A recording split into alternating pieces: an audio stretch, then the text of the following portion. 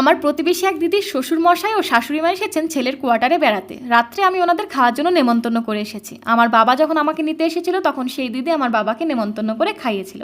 সেটা ছিল সন্ধ্যার চা আর স্ন্যাক্স। বাঙালিরা কিন্তু চা পকোড়া দিয়ে কাউকে আপ্যায়ন করতে পারে না, তাই রাতের খাবারে ওনাদের নেমন্তন্ন করেছি। ওনারা ভেজিটেরিয়ান, তবে পেঁয়াজ রসুনটা খান, তাই ভাত, লুচি, পনির, কাবুলি চানা আর অনেক কিছুই বানিয়েছিলাম। তবে খোঁজ নিয়ে দেখলাম ওনারা চালের ক্ষীর খুব একটা পছন্দ করেন না, তাই শেষ পাতে মিষ্টি খাবার কী বানাবো সেটা নিয়ে খুব টেনশনে ছিলাম। তবে অনেকদিন ধরেই একটি ব্রেডের ভিডিও চোখের সামনে ঘুরছিল, তোমাদের সাথে শেয়ার করবো ভাবছিলাম। তাই আর দেরি না করে কিছুটা নিজের মনের মতন করে এই মিষ্টি ব্রেড রোল বানাতে শুরু করলাম।